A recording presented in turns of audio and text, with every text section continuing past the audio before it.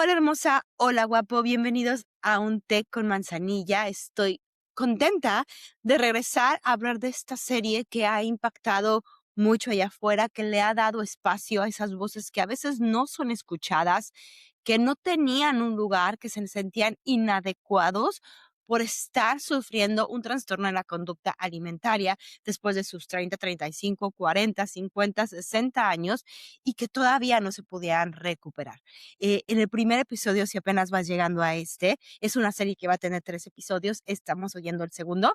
Te invito a que vayas a oír el primer episodio. ¿Por qué? Porque en ese primer episodio hablamos del estigma, del edadismo, del estigma de sexo y género, de cómo culturalmente seguimos creyendo que los TCA son cosas de adolescentes o de gente muy joven y cómo esa narrativa va invisibilizando el sufrimiento de hombres y mujeres después de los 35 años. Entonces, gracias por sus comentarios. Por favor, sigan mandando comentarios, sigan compartiendo este episodio, que es el segundo y que además abre las puertas a una profunda, primero, realización, entendimiento de que es de hecho, mucho más común de lo que esperamos tener un trastorno de la conducta alimentaria en estas áreas y más en este tiempo. ¿Por qué digo más? ¿Por qué? Porque si venimos de una etapa, sobre todo en Latinoamérica, donde los TCA no se trataban como una posible recuperación total, como fue mi caso, mujeres de mi edad que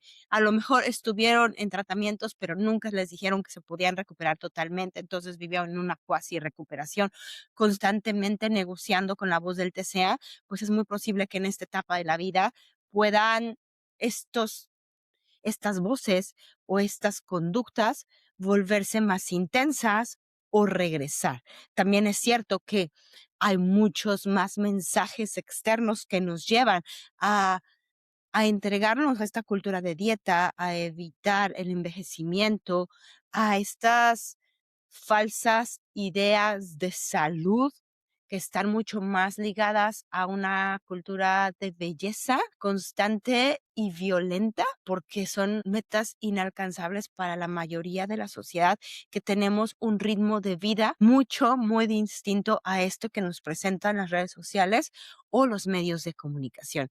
En este segundo episodio justo vamos a hablar de la imagen corporal en esta adultez media, cómo impacta, qué es la imagen corporal y por qué nos regresa y nos vuelve a tocar específicamente en esta etapa de vida. Y también vamos a hablar de cómo estos cambios, desde nuestros cambios hormonales, nuestra dinámica familiar, el trabajo, también nos pueden llevar a regresar a hacer un trato con estas conductas pasadas o incluso desarrollar de cero un trastorno de la conducta alimentaria. Así que no te vayas, porque estoy segura que vas a encontrar muchas cosas que te vas a identificar y que vas a poder poner en práctica.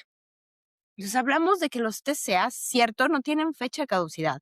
Es decir, no se acaban cuando tienes 35 años, automáticamente no se van, no se vuelven menos dolorosos porque ahora estás más maduro o madura, sabes mejor, puedes tomar más decisiones porque eres el jefe corporativo, porque eres mamá. No se van simplemente por eso.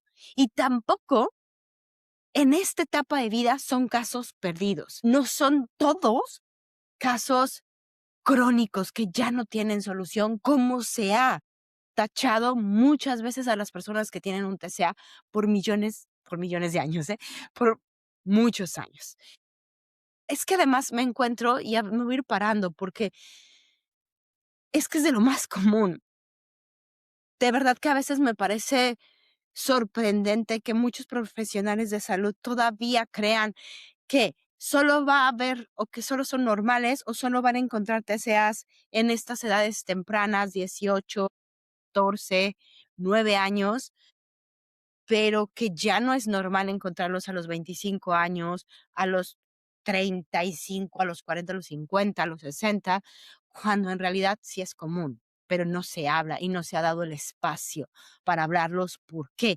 Porque se supone que esas personas deberían, personas como yo, por supuesto, deberíamos tener mucho más fuerza de voluntad, deberíamos tomar mejores decisiones, deberíamos motivarnos por nuestros hijos, por nuestras familias, por nuestros proyectos de vida, por nuestros trabajos, pero en realidad es que si no se habla, van a seguir ocultos y vamos a seguir pensando y no tratando adecuadamente los TCAs en esta etapa o definitivamente solo ocultándolos detrás de una tela que se llama salud, que se llama cuídate para envejecer bien, que se llama mm, edadismo, que se llama cultura de belleza y cultura de dieta. No hay otras palabras. ¿Qué es la imagen corporal? Bueno, la imagen corporal es un concepto relativamente sencillo en la superficie, pero muy complejo en la raíz. Cuando hablamos de imagen corporal nos referimos a las percepciones, actitudes y creencias que tenemos sobre nuestra propia apariencia. Y justo ahí es donde se complica, porque habla de cómo las personas se ven a sí mismas, no a través de lo que están viendo en el espejo, sino a través de lo que piensan y sienten acerca de sus cuerpos y de ellos mismos. La imagen corporal se construye a partir de múltiples factores externos e internos. Es un concepto multidimensional, formado más allá de si nos gustamos, cómo nos vemos o no. Está profundamente ligado con quiénes somos, con nuestra identidad, con nuestra historia, con nuestra psique, con nuestras emociones, que el simple hecho de yo verme al espejo y que el espejo me regrese una imagen no es suficiente. Sería muy simplista decir, oh, es que me veo fea solo porque el espejo me regresa algo feo. No, me veo fea porque primero estoy decodificando que algo de lo que yo estoy viendo cae en el concepto de fea según yo, que seguramente ese concepto, porque no podemos perder nada más o creer que este concepto yo lo creo sola, sino claro que viene cortado por la sociedad. Entonces, yo digo que estoy fea. ¿Por qué? Porque esta imagen cae en la categoría que aprendí que es fea según mi cultura, mi familia, etcétera. Y entonces, si yo estoy fea, pues voy a otro concepto. La gente fea, pues nunca se casa. La gente fea, pues no tiene éxito. La gente fea es rechazada y entonces creo emociones. ¿Por qué? Porque si estoy fea, pues voy a ser rechazado. Y entonces se vuelve una bola de nieve más allá de que si la imagen que yo veo es fea o no. Entre los factores externos podemos encontrar, como lo decía, la cultura, los ideales de belleza, la identidad cultural, los medios de comunicación y también la familia. ¿Por qué hablo de esto? Porque, bueno, todos estamos impactados por diferentes imágenes culturales, por diferentes referentes a nosotros mismos, pero también es cierto que todo el occidente, de cierta manera, ha acordado, sin que nos hayamos preguntado, simplemente sabemos que las mujeres de cierta edad se tienen que ver de esta manera, los hombres de cierta edad se tienen que ver de esta manera, y este es el común. Pero eso solo es una norma, realmente no nos atañe a todos ni nos habla exactamente de la cultura ni de dónde vienes tú. Simplemente es un constructo social. Estos son los factores internos. Por ejemplo, traumas, experiencia de vida, biología, creencias religiosas. ¿Cómo te regulas emocionalmente? Por supuesto, tu personalidad, tu género, todo esto también va a impactar en lo que tú ves que el espejo te regresa. Y entonces el espejo en realidad sigue siendo un objeto, no tu enemigo, sino más bien es a través de él que puedes ver cómo estás rodeada de tantos factores que determinan tu imagen. Así que cuando te veas en el espejo hoy, recuerda que no solamente estás viendo una imagen, estás viendo todos estos factores de los que hablamos, es decir, te estás impactando con todos ellos y poco a poco ese impacto va decodificando lo que estás recibiendo o esa imagen. Y por eso cuando una persona se percibe de cierta manera, es muy difícil que cambie de opinión sobre lo que cree que está regresándole el espejo. Por ejemplo, a mí me pasa muchísimo que de repente mis clientes me dicen, es que me veo gorda o me siento gigante o mi cuerpo se ve rarísimo, no me gusta lo que veo en el espejo. Y eso no se calla simplemente diciendo, no, no es cierto, si estás pero delgadísima, no, no es cierto, si estás pero preciosa. No, porque sería nuevamente simplificar lo que yo creo y lo que la imagen de lo que el espejo le está regresando a lo que yo creo, o simplemente pensar que esa imagen está basada en los constructos sociales. Según el constructo social, tú no eres fea. Entonces te voy a decir, no eres fea. Y no es eso, ya lo veíamos. Muchas veces es necesario acompañar esa sensación y validarla, porque seguramente tiene razón de ser en su mente lo que nos está expresando. Por alguna razón se siente gorda, por alguna razón se siente rara, por alguna razón se siente gigante. Y no solo vamos a hablar del cuerpo, vamos a hablar de todos esos factores. Lo importante es ayudar a decodificar por qué se siente así y crear conciencia de los factores que le están influyendo a tener esta percepción de sí misma e ir trabajando para encontrar estas pequeñas banderitas que aparecen en el camino. No es un trabajo fácil. La imagen corporal no se trata solamente con post-its de ponte un post-it en el espejo que diga soy la más valiente.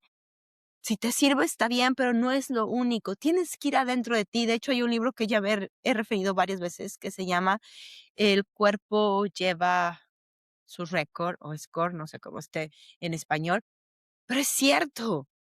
Nuestro cuerpo nos va hablando de todas esas cosas que nos han pasado en la historia, que a lo mejor a veces ni recordamos, que a lo mejor no queremos hablar, que a lo mejor no queremos volver a sentir, pero nuestro cuerpo nos los está diciendo. Y muchas veces eso que dice nuestro cuerpo lo vamos a ver en el espejo, pero lo vamos a interpretar como ese estoy gorda. Es que es más fácil decir, no me gusta lo que el espejo me regresa, no me gusta lo que me hace sentir cada vez que me veo en el espejo. Es que cada vez que me veo en el espejo, recuerdo que no me siento suficiente, recuerdo que he sido rechazada, recuerdo que la gente me ha criticado, recuerdo que soy muy perfeccionista y no puedo soportar que haya una imperfección en mi recuerdo, no puedo decirlo, no puedo apalabrar o me duele tanto palabrarlo o no lo puedo visibilizar, pero sí puedo visibilizar la incomodidad y entonces digo, me siento mal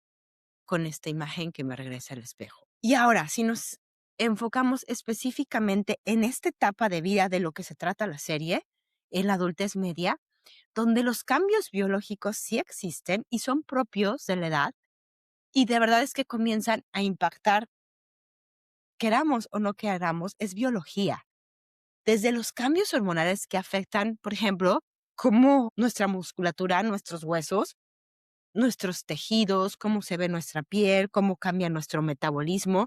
Uno de estos cambios biológicos, claro que va a impactar directamente en cómo me veo corporalmente, porque si yo no me siento bien, si estoy teniendo tantos cambios internos, por supuesto que lo que voy a ver en el espejo no va a ser algo tan agradable como a lo mejor no era hace 10 años o como a lo mejor nunca lo fue y ahora se va a amplificar esa sensación, así como en la adolescencia.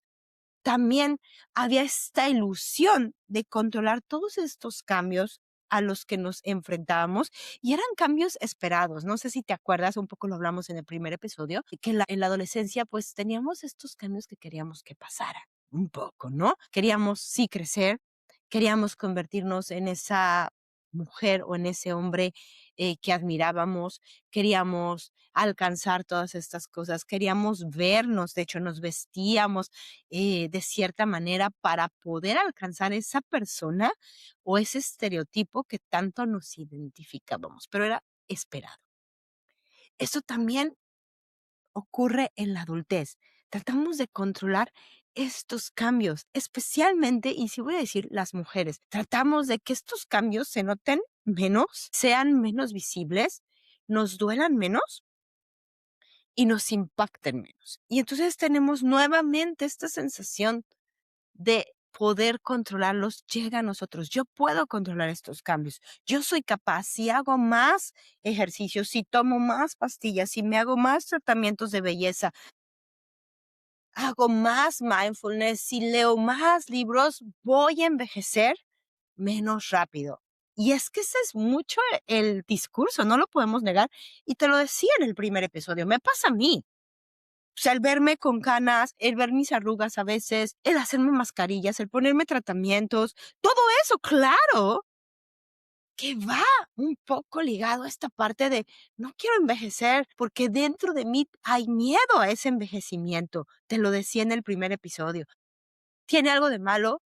No tiene algo de malo porque está normalizado, pero en realidad sí te impacta en tu forma de estar contigo, porque tener miedo sabemos que es una forma de apretar tu vida de tal manera que ya no te sientes libre y no puedes tomar decisiones sin consultar primero a ese miedo. ¿Será bueno? ¿Será no?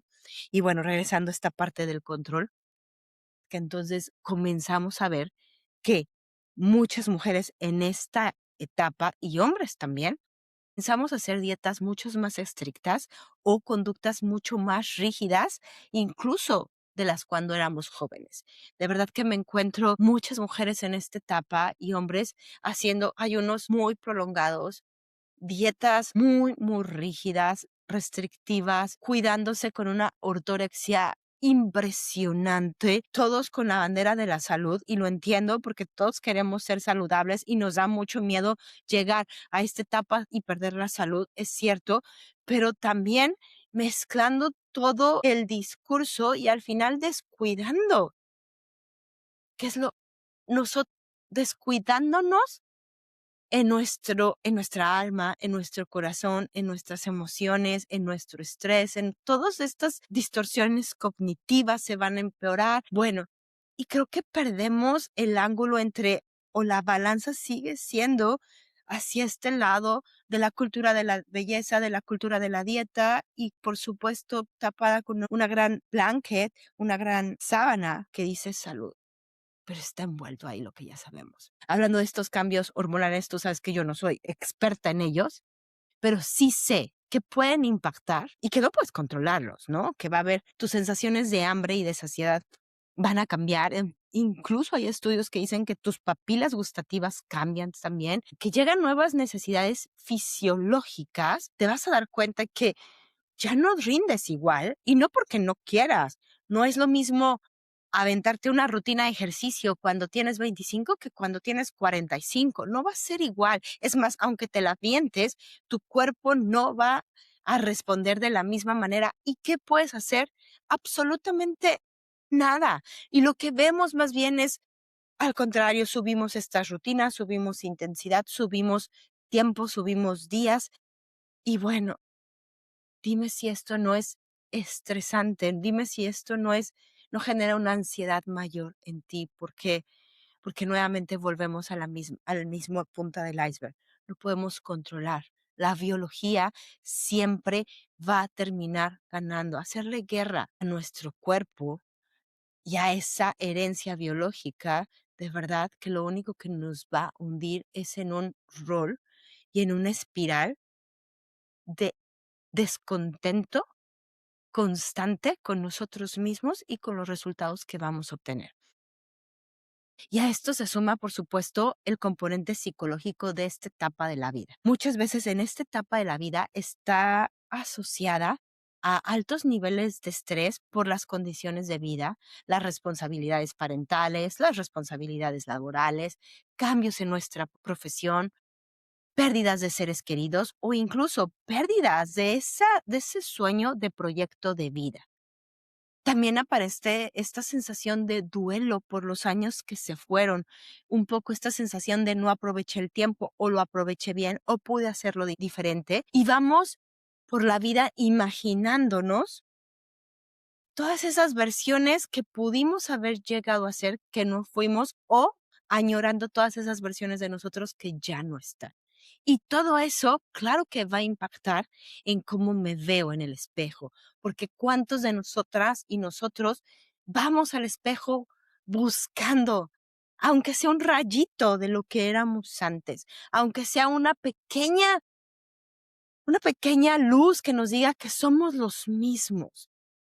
Y cuando nos encontramos con una imagen distinta por el propio paso del tiempo, nos duele y es difícil aceptarla. Y es cuando entonces podemos regresar a esas conductas que un día dejamos o incluso, y sí vuelvo a repetirlo, desarrollar un TCA en esta etapa de la vida.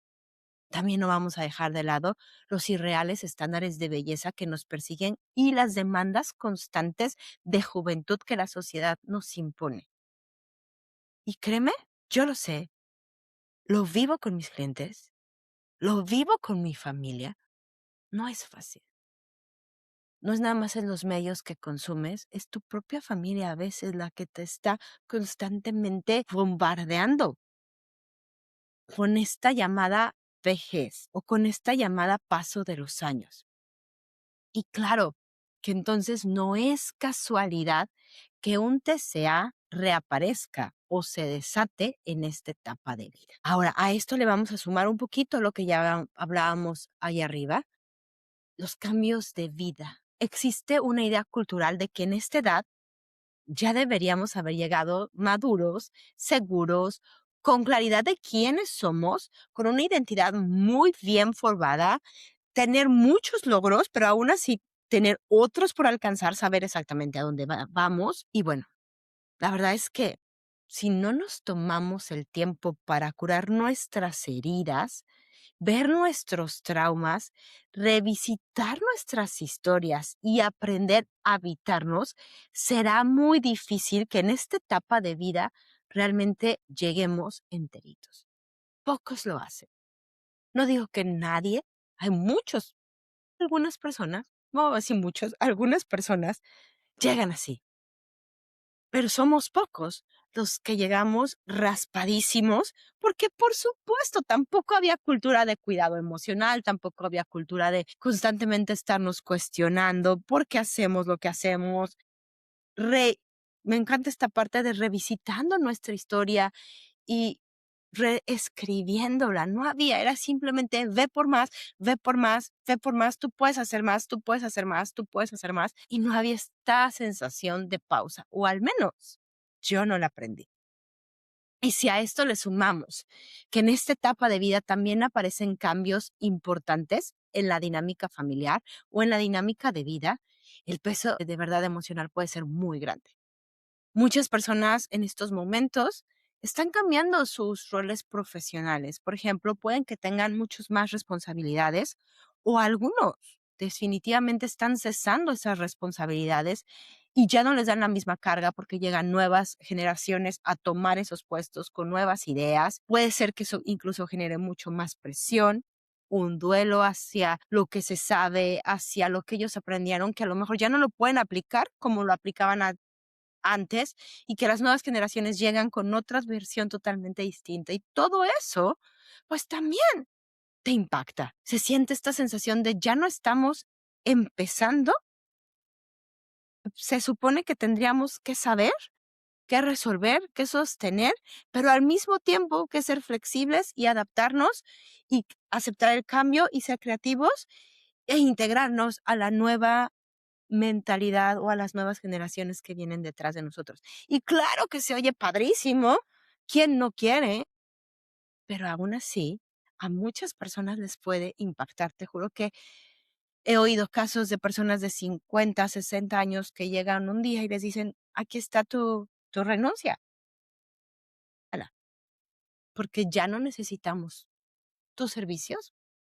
A veces porque viene otra persona o a veces porque simplemente su puesto o el trabajo que ella hacía ya no lo va a hacer más la compañía y hay otras formas de lograrlo. Está la AI, las nuevas versiones, los nuevos programas, los nuevos softwares y se quedan vacíos. Dime si eso no va a impactar en la vida de una persona. Al mismo tiempo, muchas familias comienzan a vivir la transición del nido vacío. Muchas veces empezamos a ver cómo nuestros hijos se vuelven cada vez más independientes, cómo nos van necesitando un poco menos, cómo podemos irlos controlando mucho menos y eso impacta. impacta mucho porque ya no eres tú el centro de la vida de alguien, sino ese alguien lo tienes que enseñar a volar y es el momento de que empiezan a volar y de verdad que puede impactar si no estás preparado. Y voy a poner un gran paréntesis. ¿Quién nos prepara?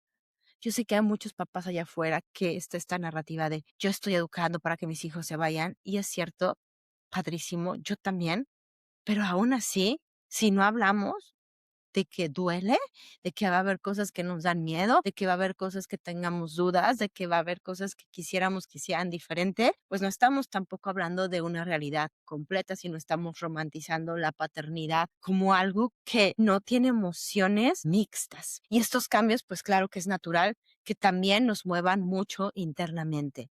También puede pasar que nuestro proyecto de pareja no haya sido como lo imaginábamos, ya sea que vivimos con una pareja y no sea lo que esperamos. Tal vez nos divorciamos, tal vez ni siquiera nos casamos, tal vez no nos queríamos casar, pero ahora queremos una pareja y no la tenemos. Un montón de proyectos de pareja que podríamos haber tenido ahí y que no están. Y que esos sueños de juventud simplemente pues no se cumplieron. Y claro que aparece una sensación de duelo silencioso por esa vida que pensamos que tendríamos y que no sucedió como esperábamos. Paralelo a esto, muchas veces nuestros padres o las generaciones mayores empiezan a necesitar también más de nosotros, mucho más cuidado, mucho más presencia, mucho más apoyo emocional. Entonces de repente nos encontramos sosteniendo hacia arriba y hacia abajo al mismo tiempo. Y claro que se vuelve pues un bonito sándwich, porque nosotros quedamos muchas veces en el miedo. También hay un duelo porque muchas personas han perdido a esos seres queridos en su camino. Y esta sensación de llegar a esta etapa, pues también viene esta esta pérdida de esas personas que ya no están. Y entonces nuestra maleta emocional se llena y se carga. Y cuando esta maleta se vuelve muy pesada, aparece algo que hoy escuchamos como cansancio emocional o burnout. Y de verdad es tan profundo que muchas personas no saben cómo empezar a sacar cosas de su maleta. Y este estado de sobrecarga afecta directamente nuestro sistema nervioso. Cuando estamos constantemente bajo estrés o presión, nuestro cuerpo empieza a responder desde los mecanismos más primitivos desde supervivencia, desde huir, pelear y paralizarnos. Es decir, empezamos a tomar decisiones y a reaccionar nuevamente desde la urgencia, desde la supervivencia, desde el miedo, no desde la conciencia.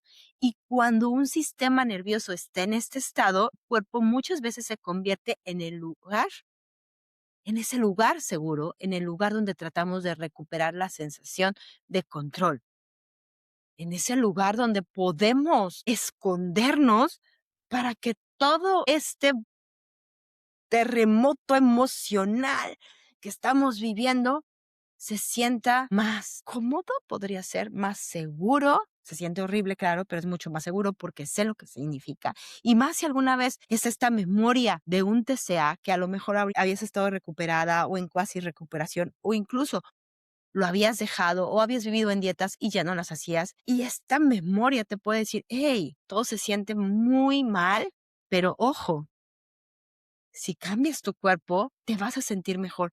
Pero ojo, si empiezas a obsesionarte con tu salud, vas a estar haciendo algo por ti y te vas a sentir bien. Y empiezan a mezclarse estos mensajes porque claro que viene esta sensación de sí, sí es cierto, me voy a sentir bien, pero no estamos trabajando esta parte de sobrecarga emocional que estamos viviendo, no la estamos viendo. Y por un momento va a ser un alivio ver al cuerpo, por un momento va a ser un alivio ver a la comida, por un momento va a ser un alivio alcanzar estas mágicas ilusiones de salud, pero después la carga de esa maleta va a regresar mientras no le quitemos equipaje. Y para algunas personas este cuestionamiento se convierte justo en el proceso de iniciar un trastorno de la conducta alimentaria. Para muchas personas también es el proceso donde por primera vez se comienza a pensar en una recuperación. A ver, corte. Por eso no es extraño que en esta etapa de la vida muchas personas empiecen a cuestionar profundamente su camino. Se preguntan si están donde quieren estar, si la vida que llevan refleja realmente quiénes son. Y estos cuestionamientos en el inicio pueden para muchas personas abrir la puerta al proceso de recuperación, pero para otras lamentablemente puede ser el momento en el que TCA aparece por primera vez o vuelve a activarse. Y esto no significa que la etapa de la adultez media sea una etapa negativa, al contrario, pero sí es una etapa muy impactante porque nos obliga a reevaluar quiénes somos, qué queremos y cómo queremos vivir la segunda mitad de nuestras vidas. Muchas veces lo que estamos buscando en realidad es una identidad que se alinee más con nuestras necesidades emocionales, sociales y físicas del momento. Ya no somos los adolescentes, ya no somos los jóvenes de antes, ahora necesitamos una identidad que realmente nos construya en este momento de la vida. Y en esa búsqueda, el cuerpo suele convertirse en un lugar donde se expresan muchas de estas tensiones. Y cuando sentimos todos estos cambios, la dinámica de vida, las nuevas responsabilidades, los duelos silenciosos, el cansancio emocional, los cuestionamientos sobre quién soy, hacia dónde voy, empezamos a entender que esta etapa de vida no es simplemente hacerse mayor, sino es una etapa de vida transformadora donde nos da la posibilidad de recuestionarnos cada una de estas preguntas vitales y de volver a darle un sentido mucho más profundo a nuestra existencia. Y también quiero decir, sería muy simplista que solo estos factores que mencioné hoy y los que mencioné en el episodio pasado son los únicos que pueden determinar si una persona desarrolla un trastorno de la conducta alimentaria o no. Me gustaría mencionar algunos extras, solo mencionarlos para tenerlos en cuenta. Por ejemplo, puede haber neurodivergencias no tratadas o no reconocidas, que es muy común para nosotros adultos mayores que pasamos nuestra vida con neurodivergencias y nadie nos dijo que las teníamos. Por supuesto, un TCA no diagnosticado a lo largo de toda la vida y a lo mejor hoy te das cuenta que lo tuviste siempre y que nunca lo trataste. Traumas no resueltos que se comienzan a somatizar en esta etapa.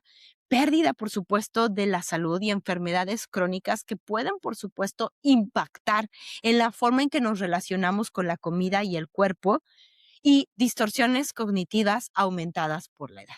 Hay un episodio que hice sobre distorsiones cognitivas, me parece, y si no sabes qué, lo voy a nombrar, pero no las voy a nombrar todas porque ahorita a lo mejor no me acuerdo, que es el perfeccionismo, el pensamiento blanco y negro, minimizar y maximizar las cosas, creo que son los más comunes.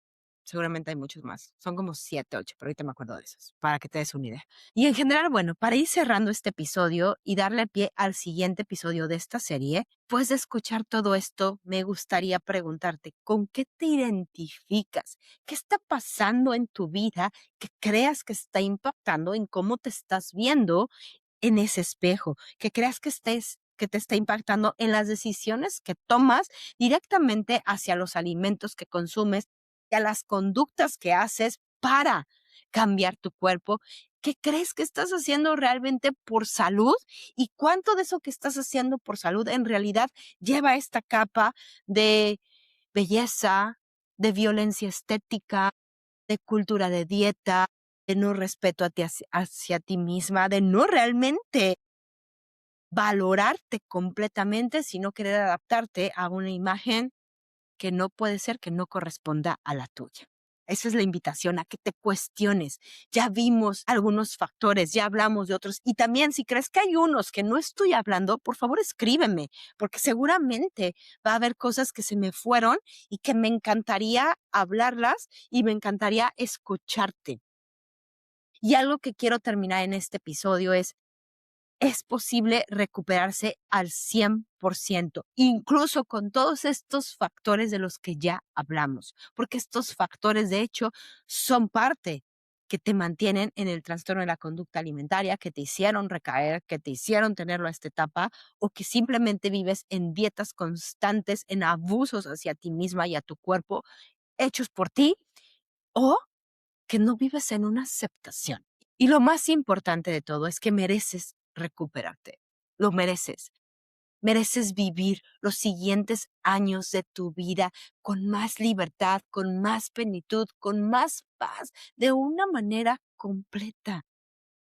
Es que no tienes idea la libertad que ganas cuando de a poco vas soltando estos hilos de títere que la cultura, que los sistemas de opresión, que nosotros mismos nos pusimos para encajar, para ser aceptados, para poder reconocernos en una sociedad que nos pide constantemente cambiar.